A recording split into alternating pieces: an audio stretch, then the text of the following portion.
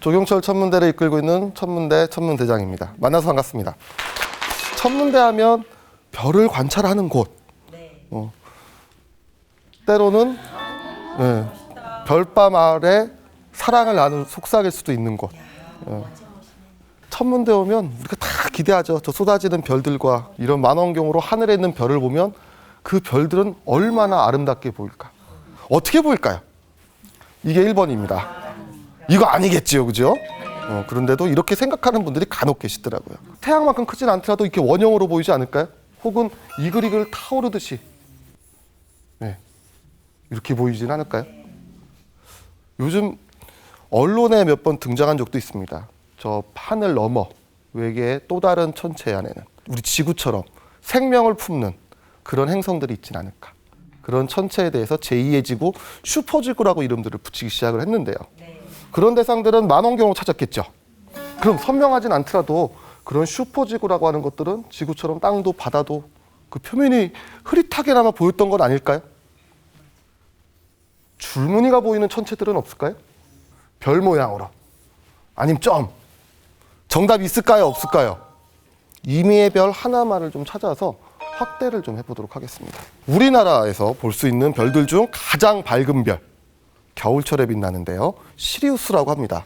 지금 화면 중앙에 있는 별 보이시나요? 네. 저 시리우스는 실제로 태양보다도 크고 태양보다도 뜨겁고 그리고 태양과도 가깝게 있는 말 그대로 별 중에 별입니다. 이건 진짜 별이에요. 날개 안 달렸습니다. 보겠습니다. 자, 기대하셔도 좋습니다. 자, 시리우스입니다.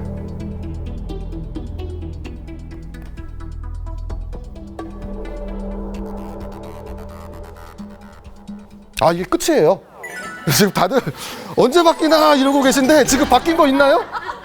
아, 조금 커졌죠? 네. 컴퓨터가 잘못된 겁니다. 어머, 이상하네. 그래서 다른 별 봅니다. 시리우스의 버금가게 밝은 별, 작은 계자리 1등성 프로키온이라는 별입니다. 역시 태양보다 크고 태양보다 뜨겁고 태양과 비교적 가깝게 있는 별. 그래서 봅니다. 설마 저것도 점일까요? 해서 보니까 끝. 점으로 보입니다. 그거 만원경 조금해서 그런 거 아닙니까? 해서 더 큰 만원경으로 보면요. 더 작고 선명한 점으로 보입니다. 왜 그럴까요? 저 밤하늘에 있는 별들은 너무나도 먼 곳에서 온 빛들이기 때문에 아무리 배우를 높인다 한들 그 크기가 커지지가 않습니다. 우주에서 오는 빛, 그 광원 앞에 점이라는 말을 붙입니다.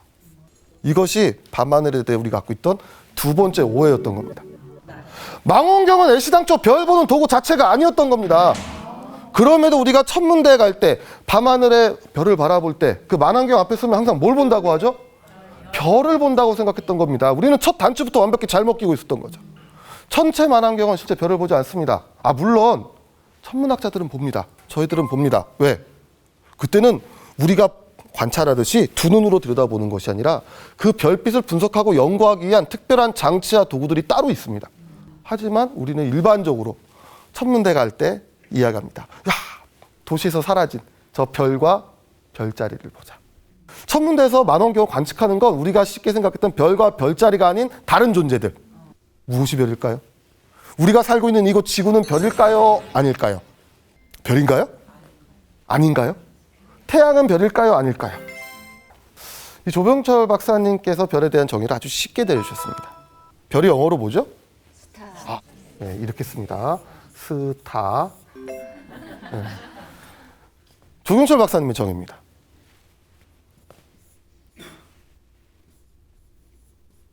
뭐라고 썼습니까? 네. 자, 그럼 타라고 하는 건 무슨 뜻일까요?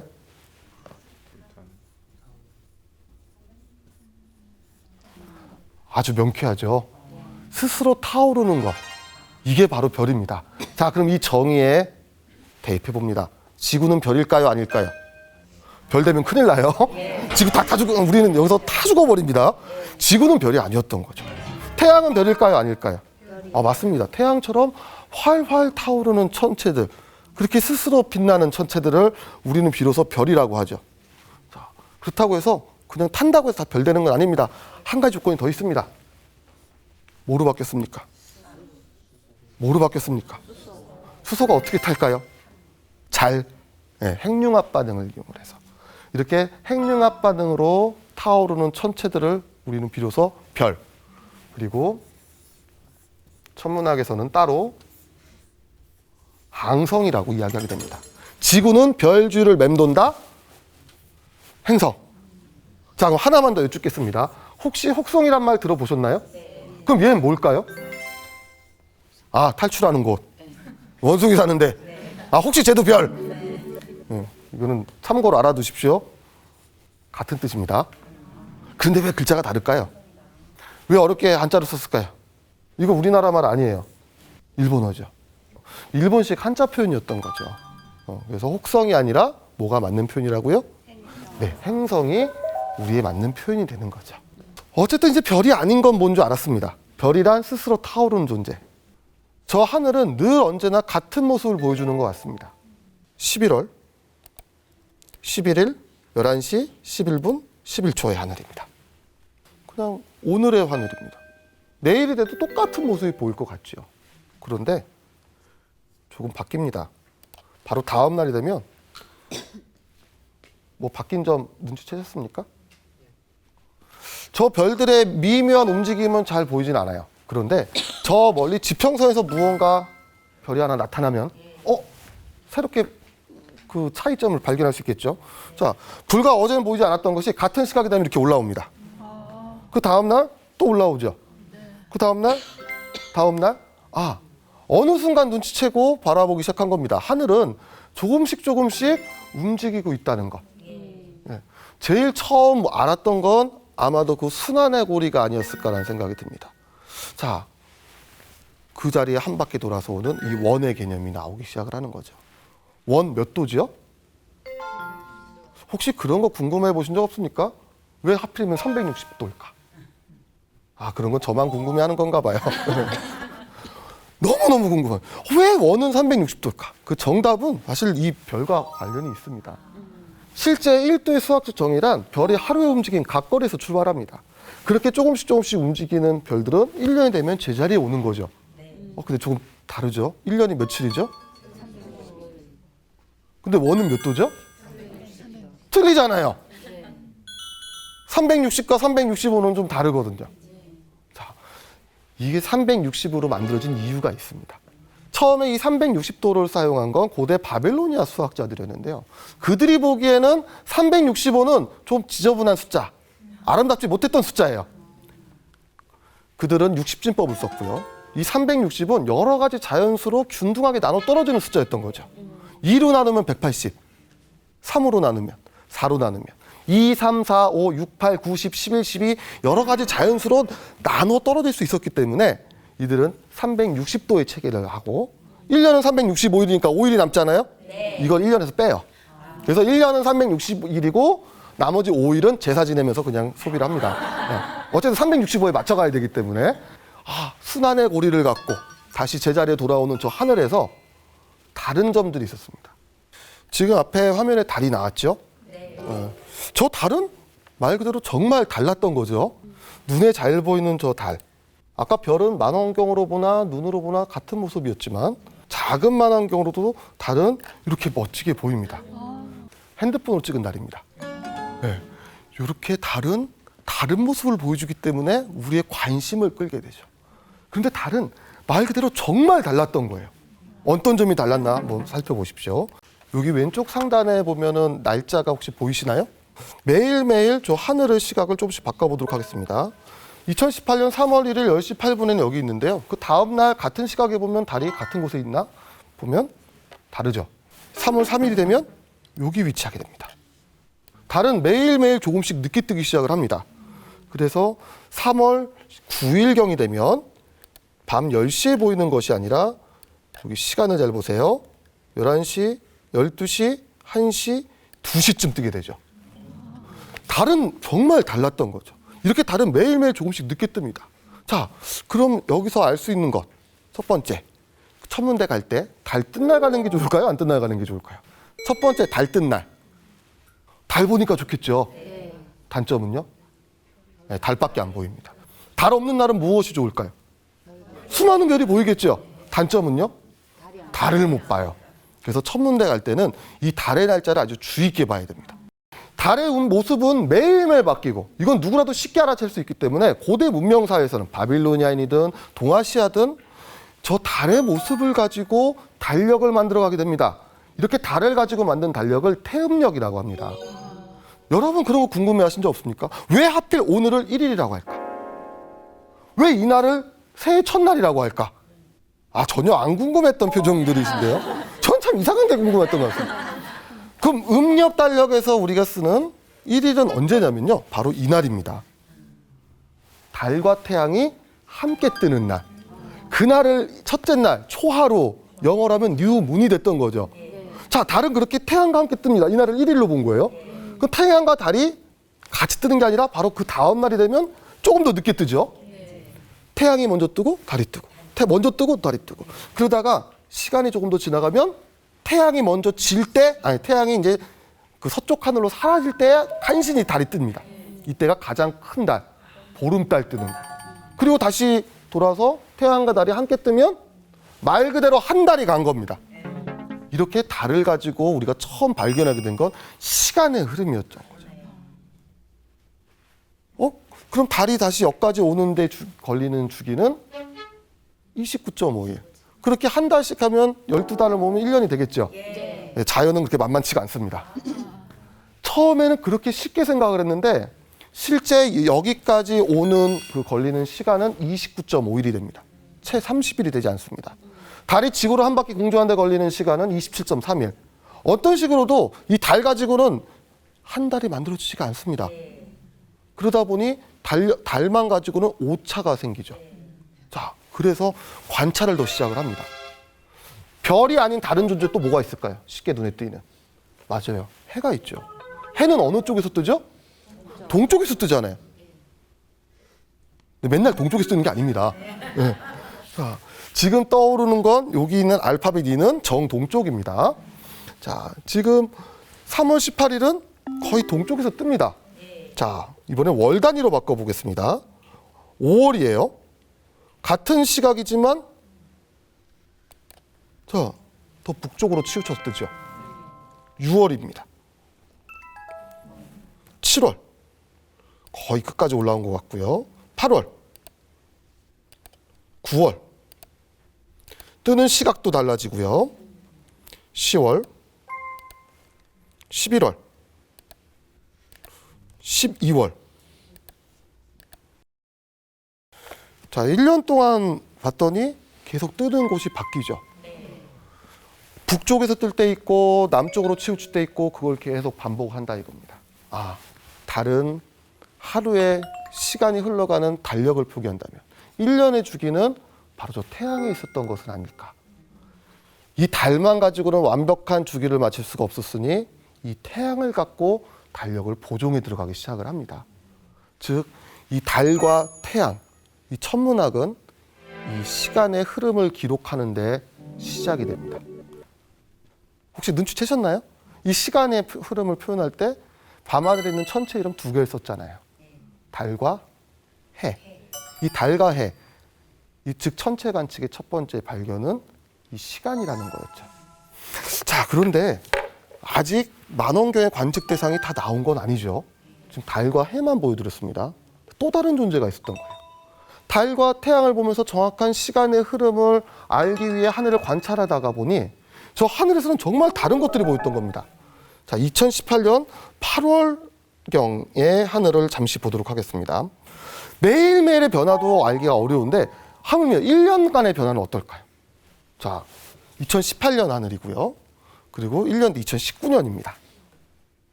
자, 그리고 2020년 하늘입니다.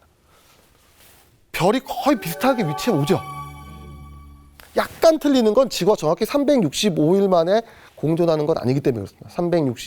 365.24421 이렇게 좀 소수점이 더 붙기 때문에 그 같은 위치에 오지는 않는데요. 그래도 연도를 바꿔도 거의 비슷한 위치에 옵니다. 그런데 아닌 게 있네요. 혹시 보이나요? 자, 2014년입니다. 잘 관찰을 해보세요. 2015년, 16년, 17년, 18년, 19년, 20년. 찾아내셨습니까? 이렇게 바로바로 확인하는데도 어려운데 저 1년을 기다려서 저거 확인했던 그 고대에서는 얼마나 어려웠을까요? 예? 자, 지금 보이세요? 20년, 19년, 18년, 17년, 16년. 잘 모르겠다. 그럼 이렇게 한번 해보시죠. 매일 그 자리에 오는 녀석들은 말 그대로 붙박이 별. 그들은 한 대 이렇게 묶어서 형태를 만들어 놓으면 우리가 관찰하고 이해하기가 좀 더 쉽겠죠. 별자리의 탄생은 이렇게 만들어진 겁니다.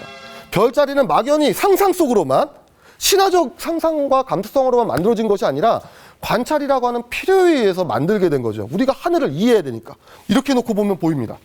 2016년, 17년, 18년, 19년, 20년. 보이시죠? 드디어 찾아낸 거죠. 여기 있는 이 두 개의 천체들.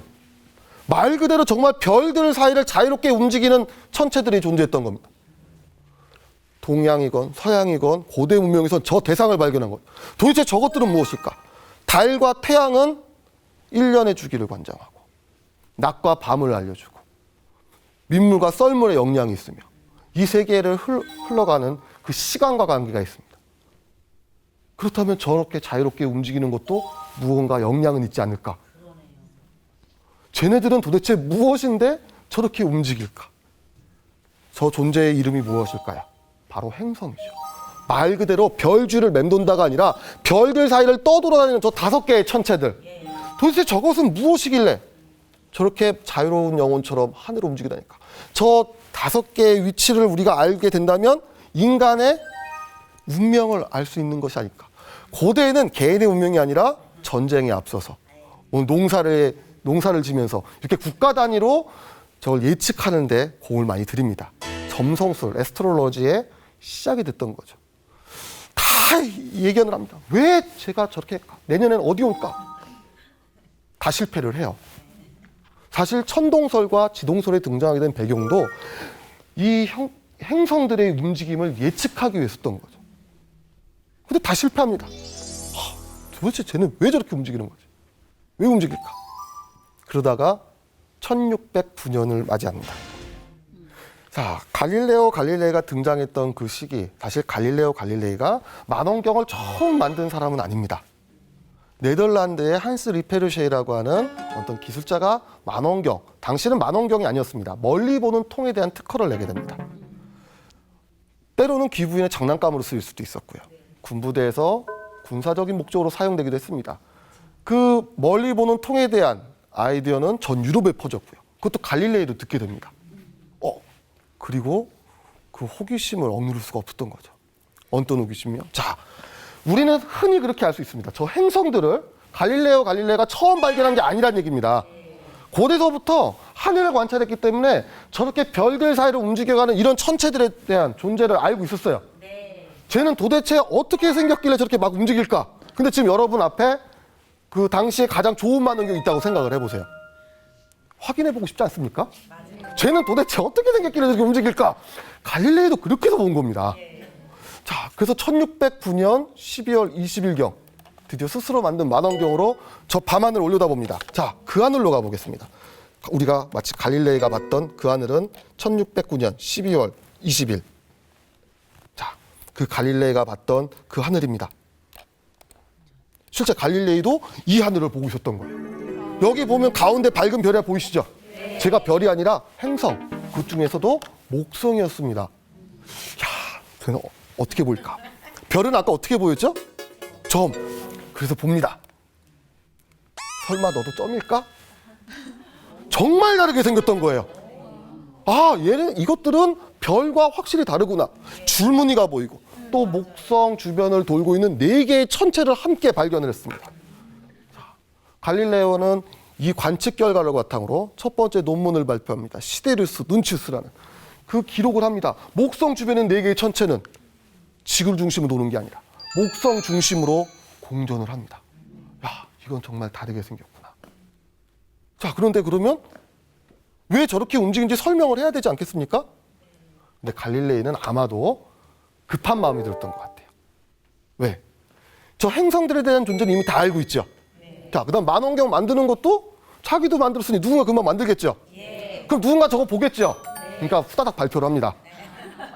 그래서 1609년 12월 20일경 첫 관측을 시작을 해서 바로 이듬해 1월 10일경 한 20일 정도 별 보고 바로 그 관측 결과를 발표를 합니다. 사실 논문이란 새로운 지식들, 그렇게 알게 된 이유를 설명해야 됨에도 불구하고 논문을 발표하면서 요약을 하죠. 너무나 신비로운 대상을 발견하고 기쁨을 억누르지 못해 일단은 먼저 여러분께 알리는데 먼저 더 중요하게 생각을 한다. 그리고 말미에 적습니다. 이것이 왜 그런지는 후속 관측자들에게 공을 넘긴다. 사실 지금도 많은 논문에서 그런 일들이 좀 있습니다. 적당하게 쓰다가 이것이 왜 그런지는 다음 연구자에게 넘긴다라고 공을. 어쨌든 갈릴레이가 발견했던 이 소식은 전 유럽으로 다 퍼져나가게 됩니다. 그러면 다른 과학자들은 어땠을까요? 검증을 또 해보고 싶겠죠. 그래서 또 찾아보기 시작을 합니다. 자, 지금 목성 위에도 보면 별들이 좀 모입니다.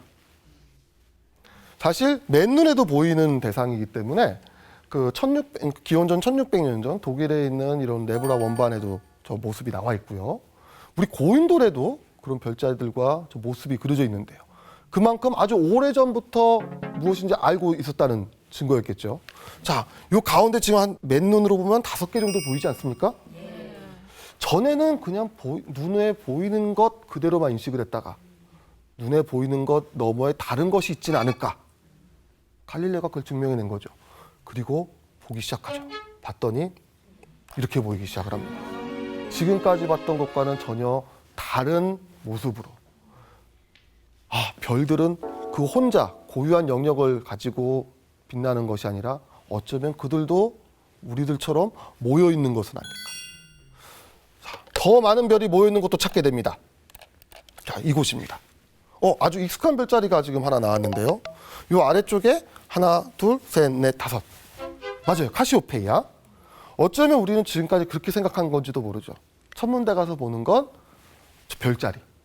혹은 별자리 이루는 낱개의 별. 근데 별은 봐도 점이고 별자리는 보이지도 않아요. 어디냐면 3번 별, 4번 별 쭉 연결해서 요 가운데쯤. 눈에는 결코 보이지 않는 그곳을 천문학자들이 주목했던 겁니다. 아무것도 보이지 않았지만 그 안엔 이렇게 많은 별들이 숨겨져 있었습니다. 수많은 별들이 있죠. 더 많은 별이 있는 곳도 있습니다. 자, 여기 가운데 별 보이시죠? 만원경을 봐도 점입니다. 얘도 마찬가지고요. 이 별과 이 별 사이 여기. 눈에는 결코 보이지 않는 것을 작은 쌍안경 정도를 이용해서 보면 별이 하나 나옵니다. 자, 그럼 조금 더 커다란 만원경을 배를 높여서 확대합니다. 그랬을 때 별은 크기가 커질까요? 점일까요? 근데 얘는 크기가 커져요. 별이 아니란 뜻이죠. 사실 초기의 천문학자들은 이런 상태를 봤어요. 희끄무리한 존재로. 저 희끄무리한 게 도대체 무엇일까? 물론 그들은 설명할 수는 없었습니다만 그럼에도 끊임없이 찾고 발견하고 분류하고 저 하늘에 대해 이해하기 위해 도전을 끊임없이 지속하고 있었죠. 지금은 작은 만원경으로도 이 정도는 보입니다. 이 정도 모습이 일반 아마추어급 만원경이나 일반 시민천문대에서 볼 수 있는 모습이고요. 그리고 아주 관측 여건이 우수하다면 저희 천문대처럼 하나의 덩어리가 아니라 빽빽하게 별들이 모여있는 저런 존재를 알게 됐습니다. 자, 밤하늘은 이제 눈에 보이는 것이 다가 아니라 저 너머에 또 다른 세상을 품게 됩니다. 근대과학의 시작이죠. 아리스토텔레스가 생각했던 우주는 유한했습니다. 저 하늘에 보이는 별이 있는 그 공간을 천구라고 생각을 하고 거기까지가 끝이라고 생각을 했죠.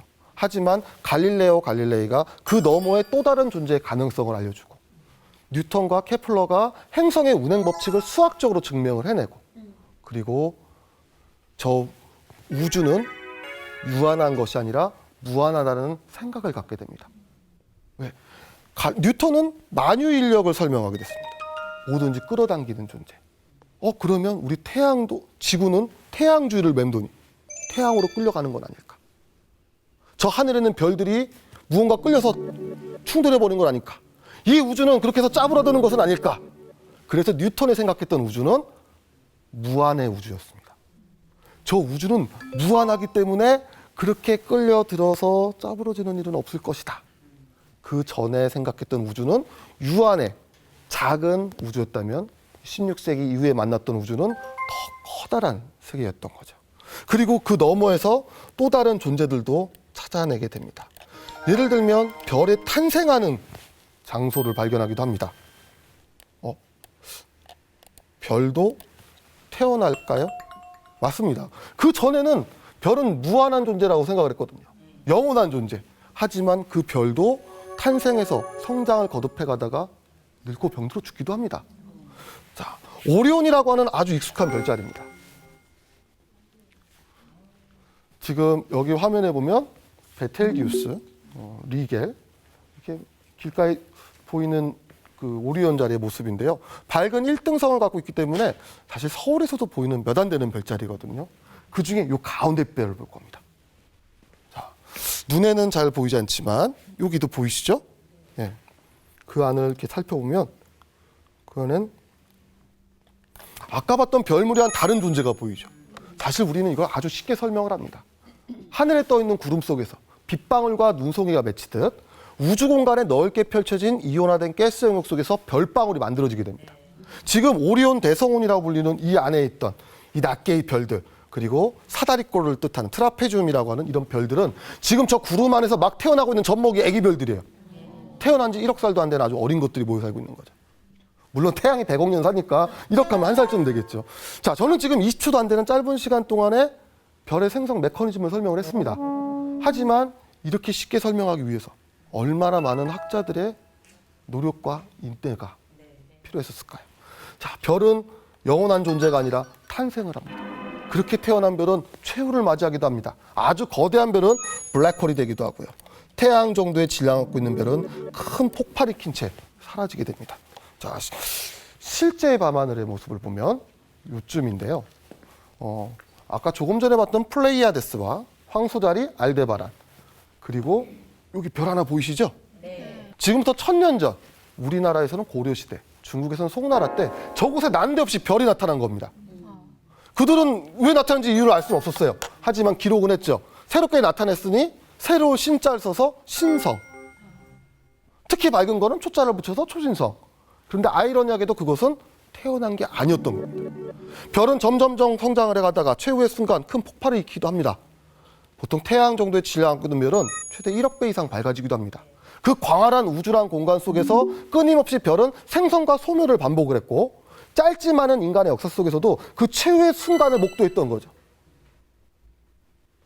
즉, 그 당시 역사가들이 봤던 그 점은 별이 탄생하는 순간이 아니라 별의 최후의 섬과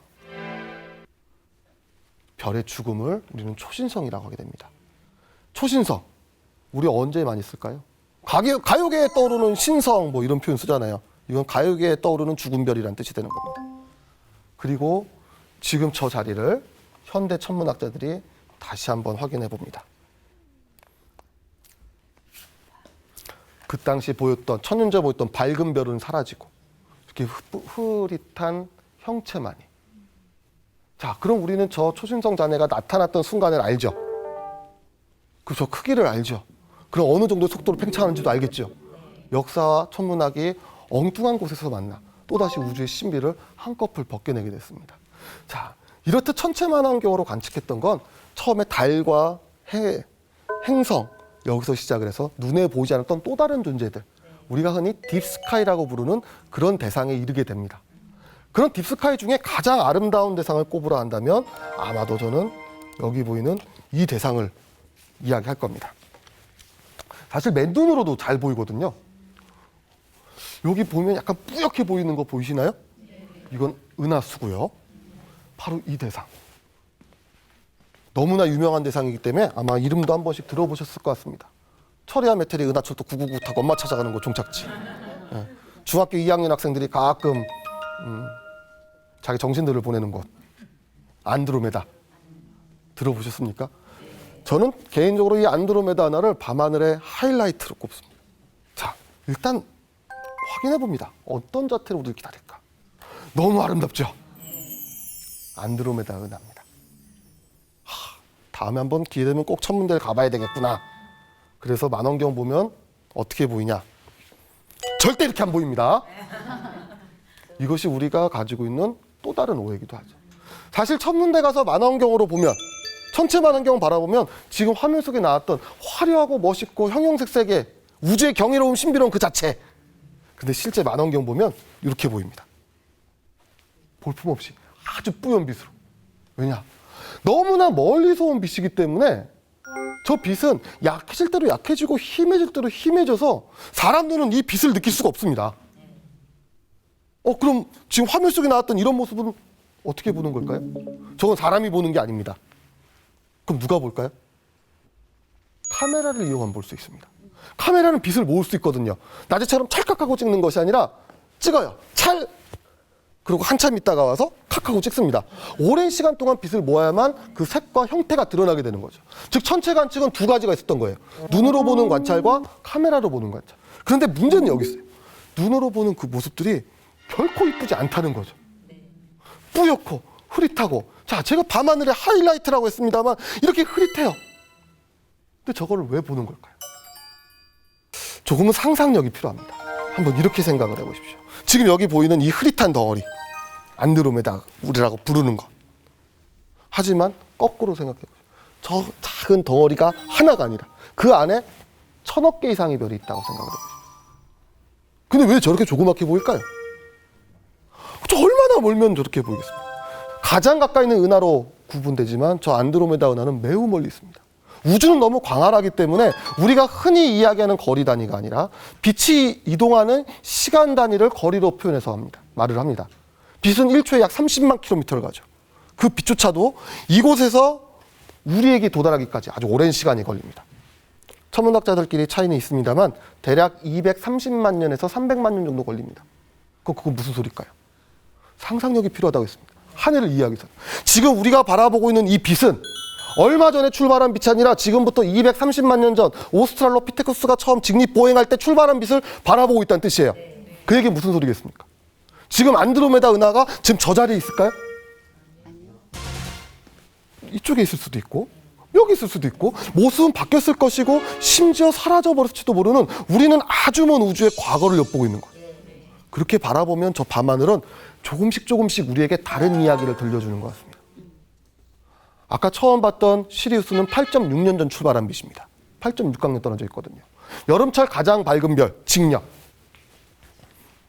자, 여름의 밤하늘입니다. 여기 보이는 이 별이 직녀입니다. 직녀는 26년 전 출발한 빛이 됩니다. 그 맞은편 견우가 여기 빛나고 있습니다. 견우는 15년 전 출발한 빛입니다. 여름철 삼각형 우리는 또 다른 1등석, 대내부.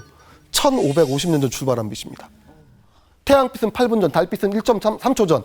지금 저 밤하늘은 온통 시간이 뒤죽박죽된 상태예요. 아주 먼 과거, 그보다 가까운 미래, 그보다 먼 과거와 미래가 섞여서 단 한 번도 이런 형태로 존재하지 않았던 허상. 여름밤 돗자리를 피고 하늘에 누워서 그런 이야기를 하다 보면 조금씩 더 신비롭게 저 밤하늘이 다가오지 않겠습니까? 라고 백날 얘기해도 잘 와닿지가 않아요. 좀 다른 예를 들어보도록 하겠습니다. 저 역시 사춘기를 겪었죠. 중학교, 고등학교 스승님들을 만나고 대학 가고 대학원 가고 지금도 공부를 하면서 만났던 그 무수히 많은 스승님께서 한결같이 제게 해주신 말씀이 있습니다. 너는 너 안에 있는 그릇을 깨라. 내 안에 무슨 그릇이 있나 관조를 해봤더니 소주잔 하나 있는 것 같아요. 그건 농담이고요. 이게 뭘까? 저는 학문을 하는 입장이니 밤마다 학술을 합니다. 네, 생각하는 그 학술이 아닙니다. 자, 이렇게. 그러니까 이제 야단 맞았겠죠. 야, 이 멍청한 거 아둔한 제자야. 에? 내가 말하는 그 술이 아닐 텐데, 학술이. 자, 사람 안에 있는 그릇이란 그 사람이 갖고 있는 모든 경험과 지식의 총체인데, 중요한 건 그 안에서만 사고가 일어난답니다. 마치 우물한 개구리처럼. 때문에 그릇을 깬다는 건 그 다양한 학습과 단련과 훈련과 경험을 통해서 그릇의 외연을 넓혀가는 것 라고 백날 이야기를 해주셔봐야 이 멍청하고 아둔한 제자는 스승님 말씀이 와닿지 않는 겁니다. 왜? 그릇이 요만하니까 스승님 얘기 안 들어가잖아요. 안 들어가죠? 안 들어갑니다. 근데 우리는 다 넣습니다. 어떻게 넣을까요? 안 들어가는데 꾸겨 넣죠. 곡해하고 오해하고 잘라내고 내가 받아들이고 싶은 것만 이해한다는 것은 세상에서 얼마나 어려운 걸까요? 그 한 사람의 인생을 이해한다는 건 얼마나 힘든 일일까요? 자, 암기된 지식은 그 자체로서 힘을 발휘하지 못합니다. 떠돌아다니는 수많은 정보들을 우리가 알게 되죠. 그리고 알게 된 그 지식은 숙성의 기간이 필요합니다. 숙성의 시간을 거치면 위미를 만들게 됩니다.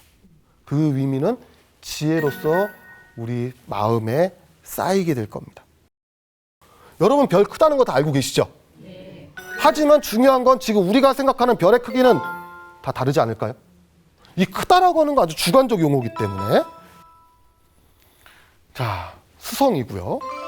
태양계에 있는 행성부터 비교해봅니다. 화성이고요. 그리고 금성이 우리와 비슷한 12,000km의 지름을 갖습니다. 이것이 우리가 살고 있는 지구죠. 하지만 이미 우리는 알고 있습니다. 지구보다 더 큰 행성들이 존재한다는 것. 해왕성입니다. 토성이죠. 고리는 뺐습니다. 태양에서 가장 큰 행성 목성은 이 정도입니다. 하지만 이미 알아요. 태양은 그보다 훨씬 더 거대하다는 사실을. 이것이 태양입니다. 지구는 보이지도 않습니다. 겨울철 가장 밝은 별 시리우스, 쌍둥이 자리 1등성 플룩스, 그리고 이보다 더 큰 별들이 아직 많이 남아 있습니다. 봄철에 가장 밝은 별 아크투루스, 겨울철 1등성 알데바란, 오리온 자리 1등성 리겔. 그런데도 아직도 남아 있습니다. 또 있는 것 같아요, 그죠? 안타레스 A가 좀 더 크고요. 그리고 이런 거대한 별들이 이렇게 존재합니다. 지금 가장 큰 별로 알려져 있는 저런 별들이 보이는데요. 자, 지금 화면으로만 봐도 와, 생각보다 어마어마하게 크다라고 느껴지죠. 그 대표적인 별들이 VV-C4라고 하는 별이 있습니다. 그 학자들마다 차이는 좀 있습니다만 이 별의 지름은 무려 한 36억 킬로미터.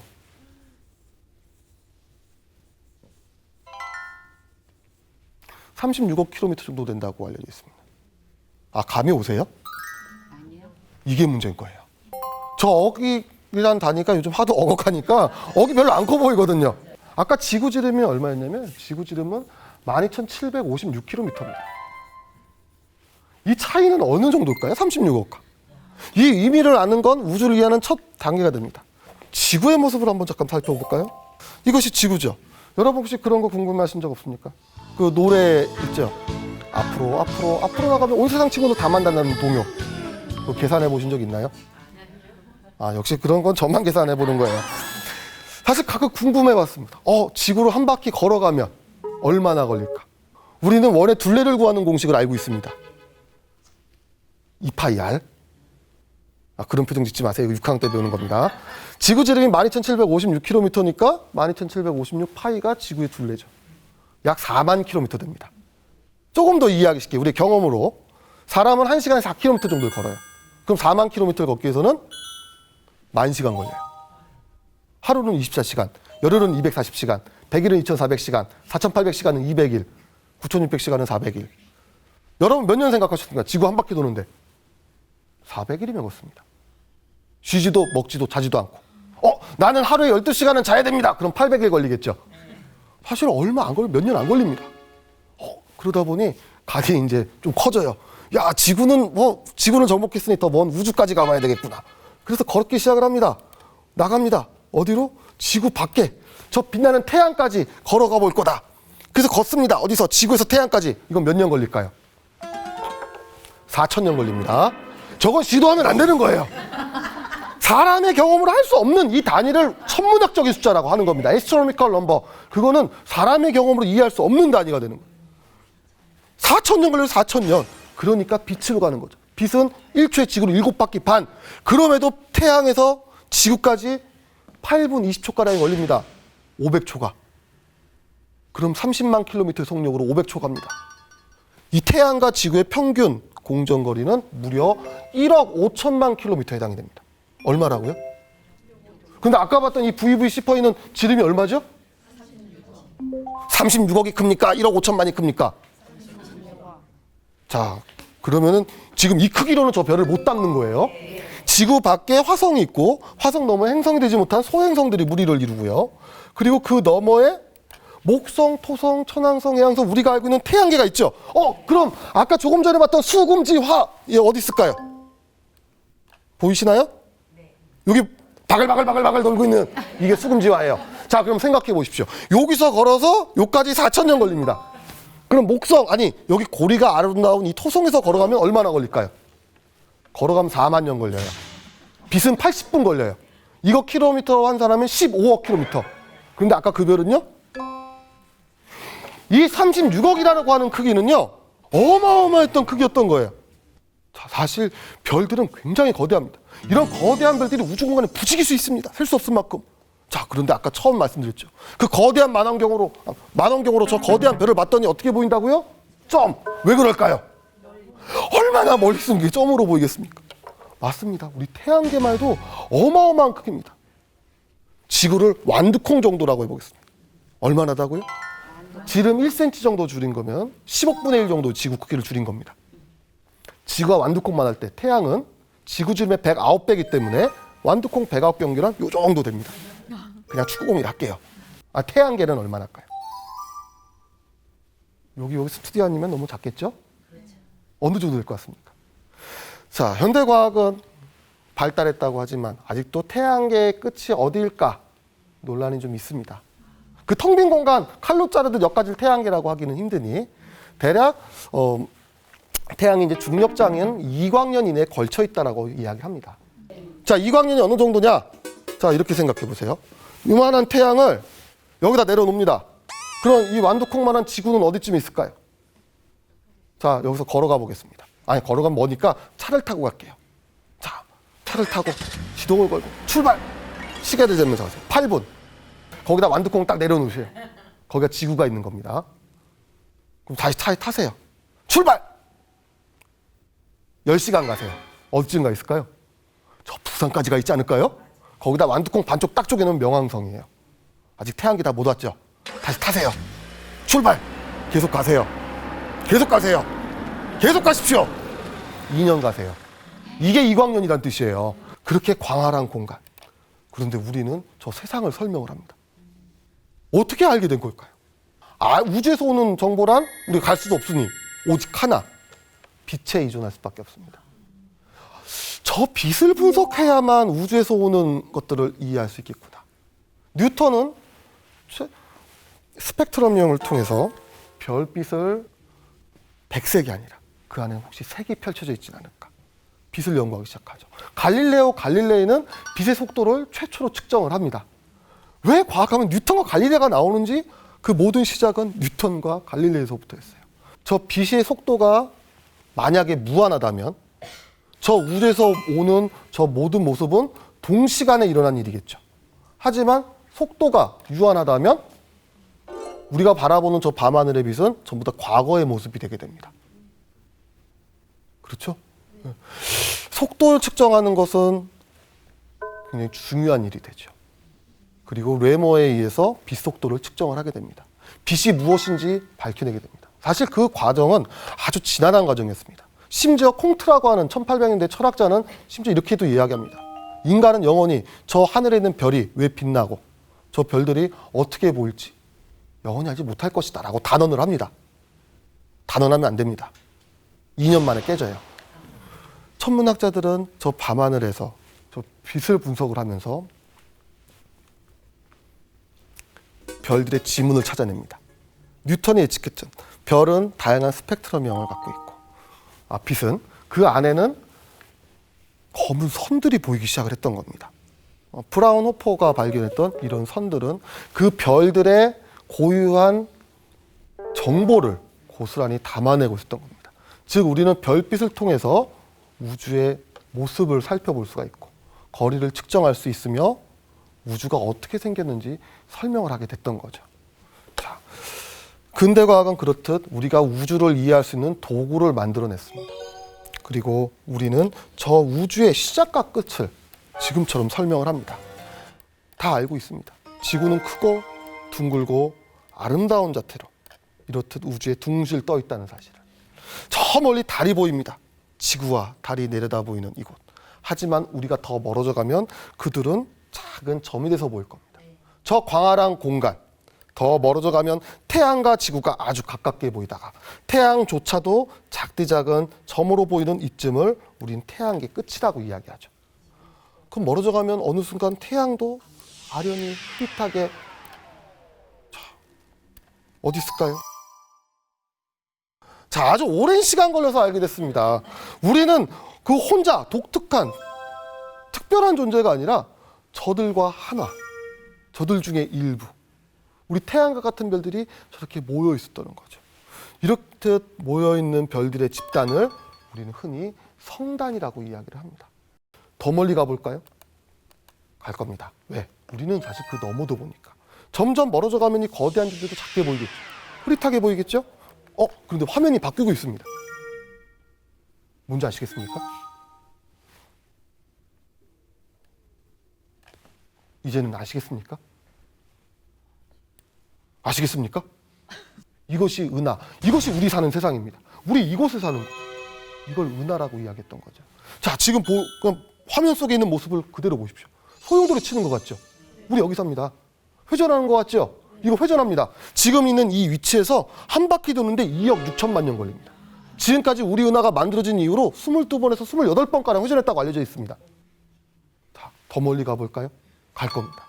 그런데 참 재밌는 건 이런 은하들은 서로 중력적으로 결속되어 있다는 겁니다. 마치 포도송이처럼 따로따로 떨어져 있는 존재가 아니라 함께 어울려 중력으로 엮여서 바다 뱀자리 방향 쪽에 있는 거대 중력권 블랙홀로 추정됩니다만 글로 지금 함께 이동 중에 있습니다.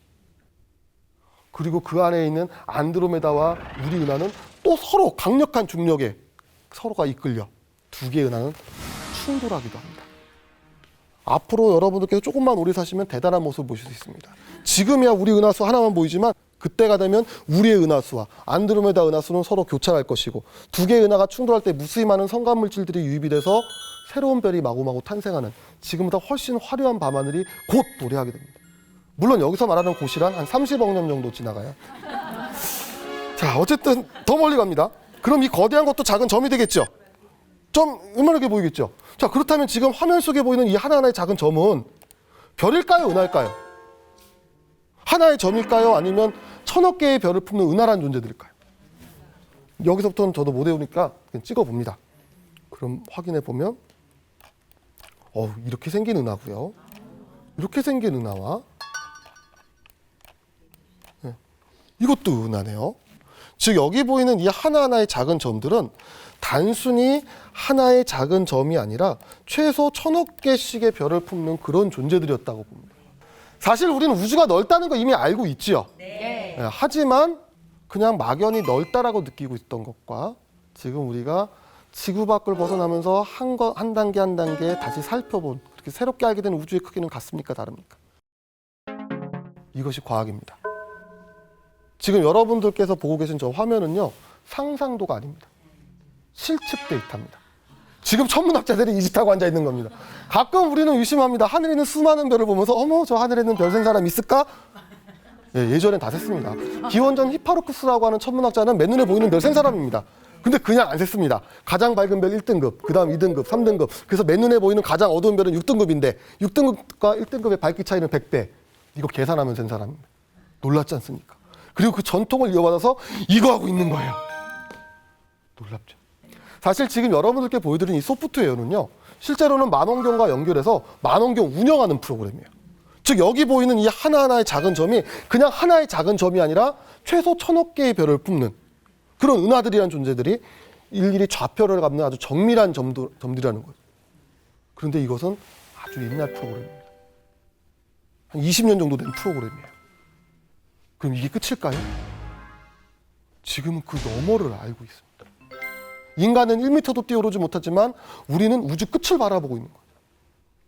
자, 사실 우주를 이해하기 위해서 과학이란 도구를 가지고 여기까지 왔습니다. 저 너머도 이야기합니다. 우주의 처음과 시작을 그 작은 빛에 의존해서 우리는 설명을 하고 있습니다. 자, 하지만 이 순간 잠시 과학이란 도구를 내려놓고 그 마음속에서 우러나는 그 순수한 호기심에 한번 귀 기울여 보십시오. 예를 들면 이런 거겠죠. 외계인이 있을까요? 없을까요? 저렇게 수많은 걸 보다 보면 자연스럽게 드는 게 야, 그럼 저기에 있을까? 그런 생각 아니겠습니까? 여러분은 어떻게 생각하십니까? 생명은 어떻게 만들어져서 진화를 거쳐 그렇게 문명을 일굴고 알 수 없는 어딘가에서 서로 만나서 손을 잡을 수 있을까? 현대과학의 가장 중요한 화두는 또 다른 생명이라는 부분입니다. 저 넓은 곳 어딘가에 또 다른 누군가 있다고 하는데 틀리다고 할 수 있겠습니까? 근데 한편으로는 우주가 138억 년 걸려 간신히 인간이란 존재 하나 만들었다고 해도 할 말이 없습니다. 생명을 그렇게 쉽게 만들어지는 게 아니기 때문에 결국엔 모른다는 게 가장 솔직하고 정확한 이야기는 아니었을까요? 빙고. 네, 맞습니다. 과학이 새롭게 발견한 스킬이 몰라요입니다. 사실 과학은 강박관념이 있었습니다. 이 세상에 있는 모든 걸 다 설명해내야 된다는 생각을 했었죠. 근데 그거는 수백 년 동안이었습니다. 사실 아주 오랜 시간 동안 사람은 경외감 가득한 눈으로 저 자연을 올려다봤죠. 하지만 과학혁명을 이뤘던 그 순간부터 수백 년간 우린 과학을 손에 들며 그런 생각 안 했습니다. 도서관에 있던 그 몇 권의 책과 논문이 이 세상 모든 지식의 끝이라고 생각을 했습니다. 우리가 일궈낸 그 얄팍한 부와 지식과 재능을 뽐내며 다른 사람과 차별의 눈으로 선을 긋고 다르게 봤습니다. 우리는 우리가 세상의 중심에 있다고 믿었습니다. 내가 아니면 지구가, 아니면 우리 은하가. 그런데 알고 보니 우리는 어디 있는지도 모릅니다. 이것이 과학이 만난 또 우리가 만나는 두 번째 질문이기도 합니다. 아까 우리 어디서 출발했죠? 지구. 그 녀석 어디 있는 걸까요? 우리는 어디 있습니까? 어디 있을까요? 같은 질문 아니었을까요? 그 똑같은 질문에 대해서 누군가는 과학을 도구로, 누군가는 예술적 영감 인스피레이션으로, 누군가는 신앙의 힘으로, 누군가는 사색의 힘으로 결국엔 그 같은 답을 구하고 있던 건 아닐까요? 나는 누구고 어디서 와서 어디로 가는가? 이거 천문학 질문 아닙니다. 폴 고갱이 그렸던 그림 제목이었던 거죠. 그런데 이런 고민 왜 하는 걸까요? 자, 여기까지 왔습니다. 근데 과학은 왜 여기까지 온 걸까요? 이 질문은 왜 하는 걸까요? 우리가 어디 있는지 그게 무엇이 중요할까요? 그것이 아마 우리가 당면한 세 번째 질문 아니겠습니까? 이거죠. 다시 여쭙겠습니다. 오늘 하루 행복하십니까? 어제 행복했습니까? 내일은? 이 예측하고 설명할 수 없는 이것, 이건 과연 무엇일까요? 우리가 산다는 의미는 무엇일까요? 결국 과학은 이 끝에 와서 새로운 질문을 맞이하게 됩니다. 과학이란 사람을 둘러싸고 있는 자연 현상에 대해서 순수하게 호기심을 품고 그것의 근원을 알기 위해 떠났던 여정이었는데 그 여정의 끝에서 만났던 건 또 다른 질문. 너는 누구이니? 너는 왜 사니? 우리는 무엇입니까? 사실 알고 보니 우리가 있던 곳은 저 세상의 중심이 아니었습니다. 저 광활한 넓은 공간에 결국 알아낸 거는 다시 원점으로 돌아옵니다. 수많은 은하들 속에 은하와 은하의 충돌도 경험해보지 못했던 이 신생 은하, 이 외딴 거. 자, 사고를 바꿔서 만약에 저 광활한 우주 공간에 또 다른 누군가 있다고 하는데 우리 찾아올 수 있을까요? 아니요. 어떻게 찾아요? 1000억 분의 1의 확률로 이거 찾았습니다. 봤더니 별이 1000억 개 있답니다. 어떻게 찾아요? 어쩌면 우리만 발견되지 않은 채 지들끼리 어디선가 박 터지게 싸우고 있는 건 아닐까요? 어쩌면 저 광활한 우주란 공간 속에 우리만의 유일한 지적 생명체여서 어쩌면 우리의 유일한 존재 의미는 지금 이 순간에 있는 것이 아니라 아주 먼 훗날 먼 미래 우리 후손 중 누군가가 그 누군가에게 당신 도대체 인간을 왜 만든 겁니까? 라고 질문할 그날을 위해서 우리는 수천 년간 켜켜이 한 장 한 장 쌓아올린 그 지식체계를 우리 다음 세대에게 전달해 줄 뿐. 한 명의 청년은 어느 날 사랑을 하고 누군가를 만나 자기의 DNA를 갖고 있는 똑같은 아들을 낳습니다. 그 아들은 또 커서 또다시 아버지가 되고 아버지에서 아들로 그렇게 세대와 세대를 거쳐서 우리 역사가 문명이 지금까지 왔습니다. 우리는 주인공이 아니라 또다시 디딤돌, 징검다리일지도 모르죠. 이것을 다음 세대에게 결국 우리가 알아낸 것은 저 광활한 우주 그 중에 있는 하나의 은하 한쪽 나선팔 끝에 모였던 수많은 별들과 또 수많은 별들 속 강장 평범하디 평범했던 그 별 하나. 자, 뭐라고 쓰여 있습니까? 우리가 그토록 대단하다고 믿어왔던 태양의 실체죠. 우리는 저 태양을 보며 때로는 힘을 얻고 때로는 실망하며 저 태양을 보며 하루를 삽니다. 그럼 지구는요? 저 태양을 공존하는 또다시 무수히 많은 천체들 속에 태양계 제3의 행성, 태양계 유일의 생명의 오아시스, 그래서 우리가 살아가는 곳 지구, 얼스, 지구, GQ, 우리 저기 살죠? 우리 지구인이죠? 네. 싸울 필요도 없는데 말이죠. 그렇지 않습니까? 맞습니다. 오늘 우리는 이렇게 작은 화면으로 저 자그마한 점을 보지만 머지않은 미래 어쩌면 우리 아이들은, 어쩌면 나도 우주 나갈 수 있을지 모릅니다. 그날을 생각해 보십시오. 로켓을 타고 중력가속도를 이겨내고 우주에 나갑니다. 무중력 체험을 둥실둥실하고 있겠죠. 신난다. 그러다가 누군가 외치는 거예요. 지금처럼 이렇게 작은 화면 너머에 저 점이 보일 때, 야! 저기 봐라. 지구가 보인다. 그때 그 소리 들은 우리 모두는 아마도 우주선 창문에 매달려 저 점을 보겠죠. 손을 향하겠죠. 한마디씩 손을 흔들며 얘기할 겁니다. 아, 저곳이 우리의 고향이다. 전 세계 언어로. 그날이 오면 전쟁이 사라지겠죠. 같은 고향 사람이니까. 300년은 더 있어야 될 겁니다. 왜? 우리는 아직 그 단계를 경험해보지 못했기 때문에 아직도 이 지구에는 수많은 갈등과 반목과 대립과 전쟁이. 오늘도 시리아에서는 누군가가 폭탄을 맞아 죽고 있습니다. 하지만 그 미래에는 그렇지 않은 세상이 오기를. 그래서 많은 천문학자들이 이야기합니다. 보라, 저 창백한 푸른 점의 의미를. 미국의 천문학자 칼 세건 했던 말이죠. 자, 여기 보이는 희미한 점 보이십니까? 그 태양계 너머로 가고 있던 그 우주선에서 마지막 찍어서 전송했던 이 창백한 점. 더 페일 블루닷.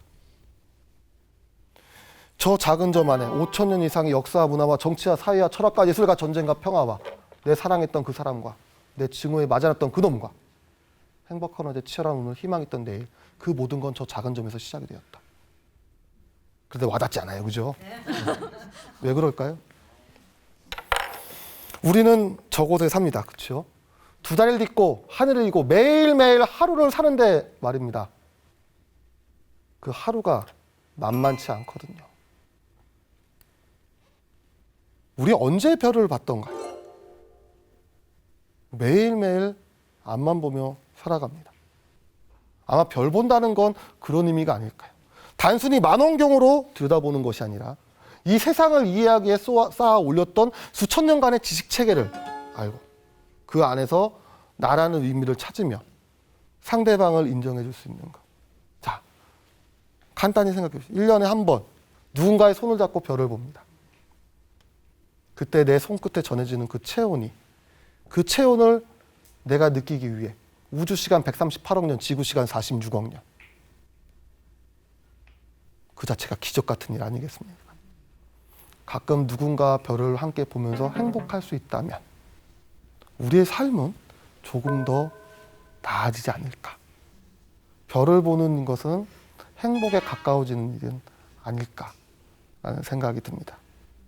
가끔 누군가 함께 별을 보시고 싶다면 제가 있는 곳으로 와주시면 좋겠습니다. 네, 여기서 강의 마치도록 하겠습니다. 감사합니다.